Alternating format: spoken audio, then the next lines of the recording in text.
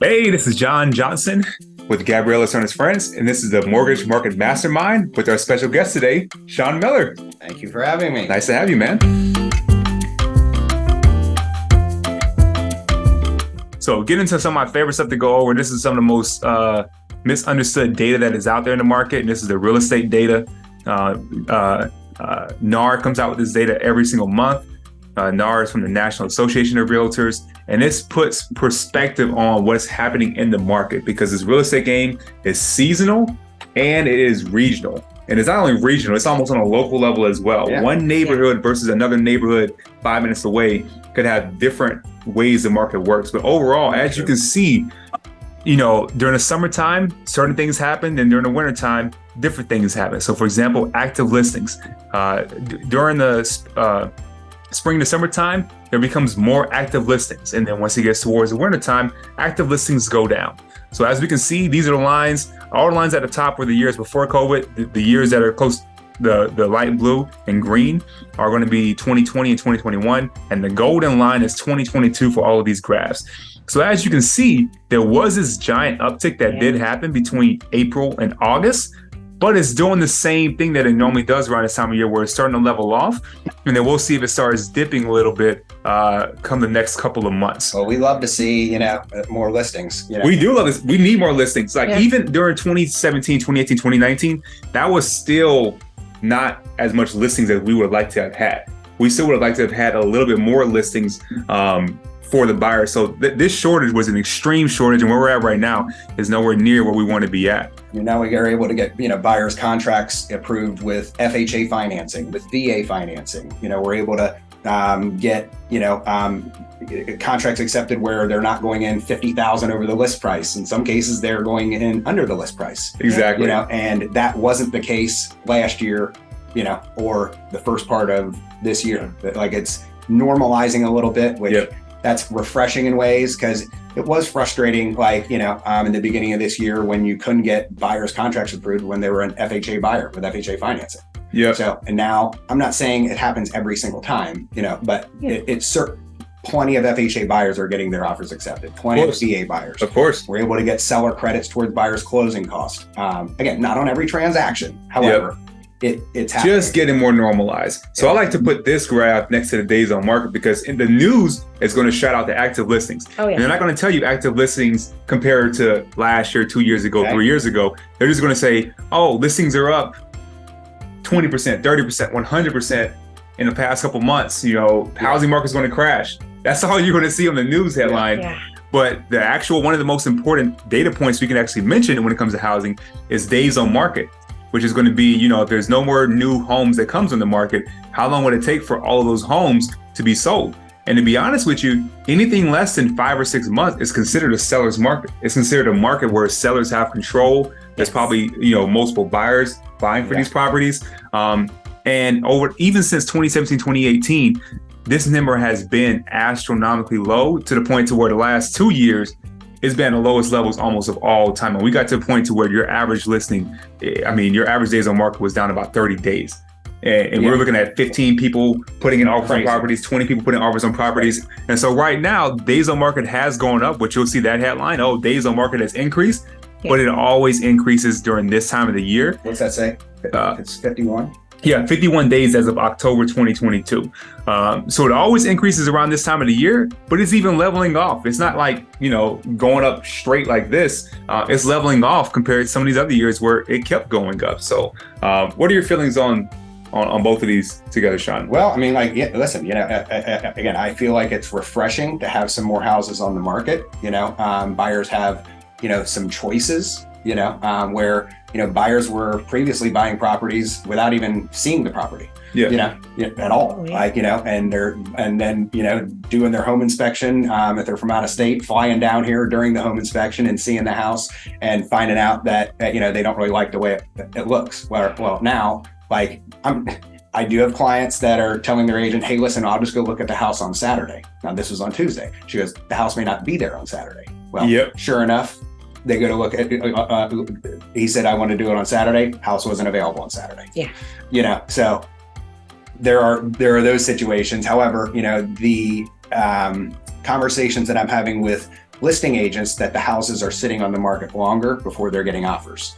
And then, you have your sellers then that are potentially questioning, like, is my agent doing the right thing? Well, this is normal, like for your house to be on the market, for, 51 days. That's normal. Like it used to be, like when I first got into business back in 03, 04, I mean, I would think they were on for months and months. And I would think it was more so like 5 to 6 months. I don't know it off the top of my head, but I'd venture to say it was more so like that 5 to 6 month mark. So, again, it's nice that it's normalizing some. And, I'm excited. And buyers have opportunities now that they didn't have 6 months ago, even though rates are higher, get over it. You marry the house, you date the rate. You are correct. I say it all the time on here. I also mentioned one more other thing. The only house that was the type of house that was selling in almost any market is a new house or a newer house that is priced appropriately to where anyone can go to that property. And if it's priced appropriately and they don't have to do anything to the home and almost everything in the property is new, that's the type of home that's going to sell. Buyer's market, seller's market, it's going to decently sell. But any home that has been, 15 years, 30 years, 40 years, 60 years, 70 years, where a buyer walks through it and they like some things and they dislike other things, and this thing over here is 20 years old, the roof may only have 5 years left. If the buyer can be able to nitpick anything, then that's going to make it to where, this days on market continues to increase.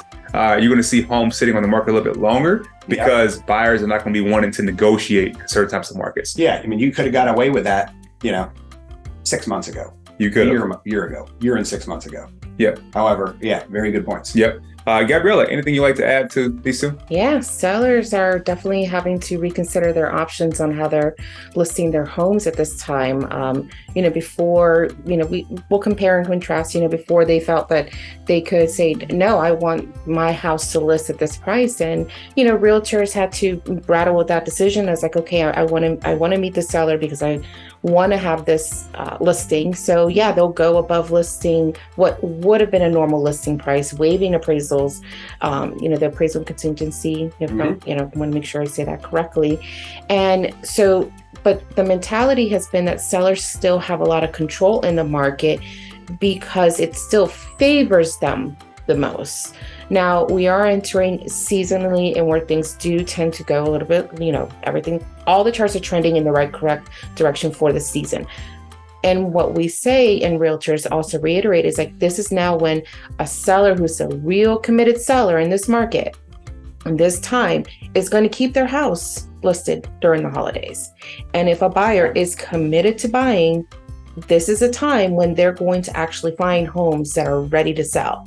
Because they're starting, some realtors in chatter, when you do have conversations with them, they're starting to say, hey, my sellers are starting to pull the listings. They're, they don't want to list the home right now. They want to wait until the beginning of the year. And they've done all this work, and the realtors are not going to get paid until that house is sold. Now, also, sellers are starting to kind of grapple with that reality that they no longer have that luxury of overpricing their homes. Yeah. Because now buyers do have a little bit more negotiation, a little bit more wiggle room to negotiate. And if the appraisal doesn't meet that actual value, then now the buyer can come back and say, hey, that's where the realtor does all their negotiating. We're not part of that process at all. Good point too. The buyers are a little squirrelier now too. Well, they got to be more conscious. They really do, because now they have, when they didn't have options before, they felt like, I have to make this decision and I'll just live with it and deal with it and then move on and sell it. Perfect example is somebody who bought a home, last year's market and now realizes, you know what? I don't like living in Florida. I like the cold. I want to go back home. Okay, guess what? Now they're going to list their home. They built some home appreciation, some equity, and they can sell their home now and move on. Now that's a new home that's been added into the inventory. But as far as when we keep looking at this, we are looking at a new normal. It is what they call the shift. But we are still going to start seeing some similarities of what we've done, what we've seen before the, COVID pandemic years. It really is more about the mentality of like buyers and sellers, and how realtors are actually communicating with their buyers and sellers about like, hey, stick with me. I'm a seasoned agent. I know how to get through this. Or, hey, talk to the lender, stay, let them discuss your options.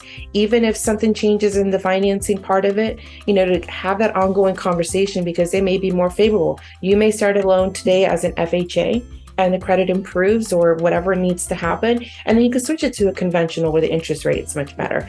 So, buyers also really need to have a little more confidence in who they're working with, but vet the people that they're working with. Yeah. Because the realtor that came into the market when it was hot isn't going to be the same realtor that has seasoned and weathered in the past. Yeah, and you brought up a good point about buyers being more cautious. So I was saying there, I used the word squirrely.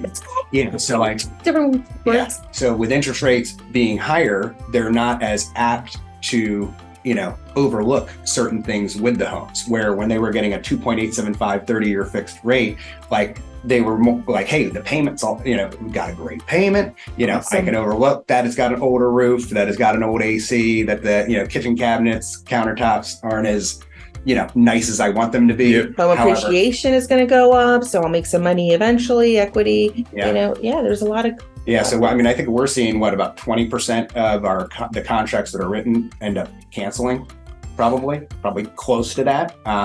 So sellers being more flexible is going to be important. Or if I'm selling a house, like my last house that I sold, I had to replace the roof and replace the AC. That wasn't my plan, by the way. However, it came up in the inspection, and I wanted to sell the house, so I worked with the buyer.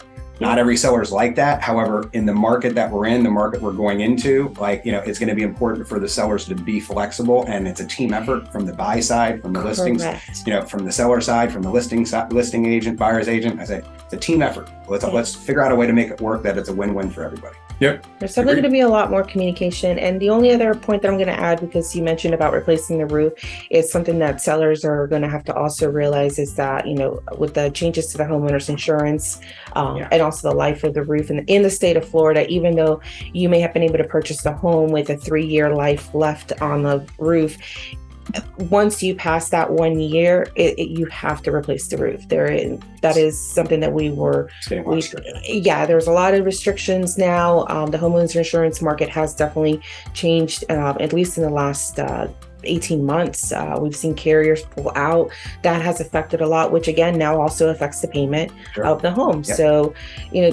and we don't talk a lot about that, but that is also a determining factor for people when they look at like, oh, well, my mortgage payment is this. Like, yes, but your homeowner's insurance, it's this number.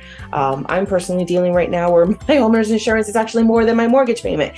It's a little crazy. So there's some stuff going on right there, and I'm like, that's, how did that happen? Isn't that supposed to be the other way around? But that's another story for another time. Okay, there you go. Insurance. It'd be interesting to hear more of that. Oh yeah, one day. Gotta love insurance. All right. Another stat, median list price versus price reduced share. So as you can see, median list price is going to show you, in the middle, you have 100, it's going to be the 100 different sales prices. It's going to be the one that's going to be in the middle. So, and that's for the United States of America. This is still US, because once again, this is going to change from region to region, from location to location. But nationally, as you can see, we are way above where we've been at the past couple years, 3 years, 4 years, 5 years. People are getting a lot of value for their homes. And it normally goes up once again during the summertime, and it dips slightly from November to December. It did have a pretty, substantial dip, at least compared to these last couple years, around June, July, which is not a bad thing. Yeah. But if you're still looking at this versus, the year before, it's probably, if you sold your home 2 months ago, you may have gotten roughly $15K more for that home. But you're still, if you were to sell your home around right now versus last year, you're still getting $40K more than you would have gotten last year for that home. Yeah. As you can see, that line didn't dip down like this. That line dipped, and it looks as if it's maybe leveling off for the rest of the year. So overall, though, prices have gone down for homes. And if they look at the news and the news goes, oh, prices have dropped 5-10% since XYZ. Yeah. They're not going to tell you that versus last year it's 40K up versus a year before. You know, if you bought a home 4 or 5 years ago, you've probably made 200K, 150 to 200K when it comes to equity in your property. So that's a pretty good thing. And then next to that is going to be your price reduced share, which is going to be homes being reduced in price. So if that home was on the market initially at 400K, and then it dropped down a couple weeks later to 390K, 370K, etc. Yes. Now this one showed first off, that 6% number, these numbers down here were astronomically low. It looks as if it jumped up, and it's kind of doing some weird things. So we're kind of watching what these price reductions are going to do. We'll see if this number continues to go higher and higher.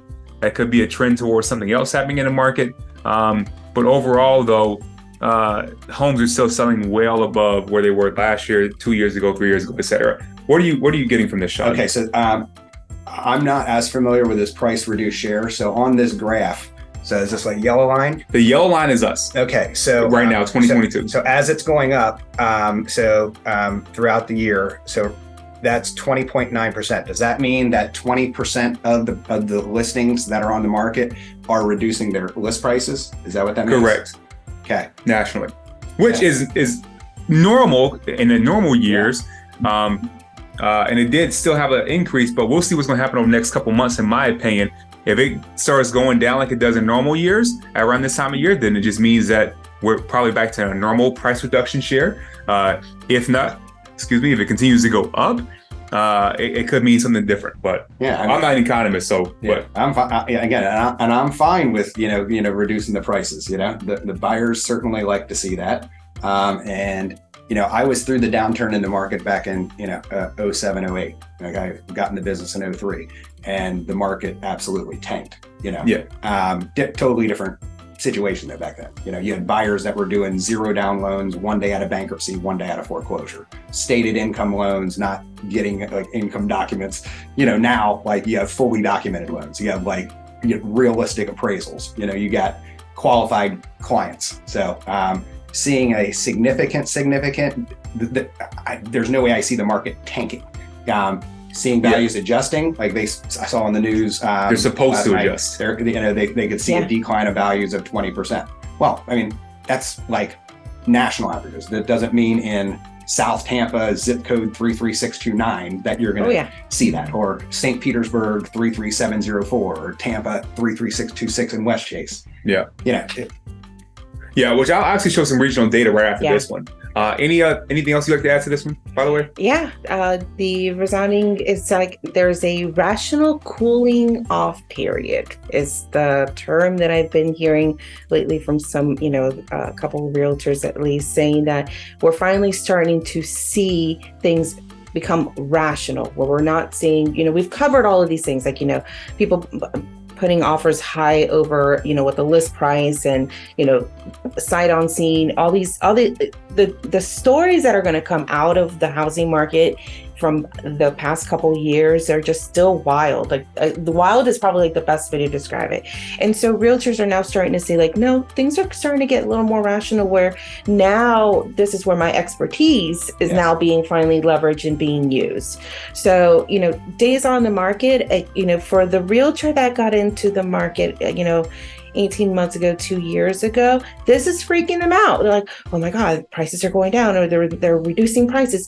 No, if that's why you get educated. That's why you attend, seminars, you attend whatever real estate training is out there for you, so that you can get educated on the market, so that you don't become sensationalized with what the news is saying, so that you can have an educated conversation with your buyers and sellers.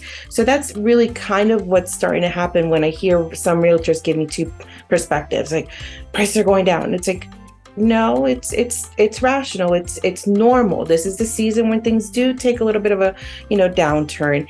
You just need to start looking at it from a consumer perspective and also a trend perspective. And then you have the realtors that are just like, been here, been there, done that. We're going to get through this just fine. So it goes back to, again, who you work with matters. There you go.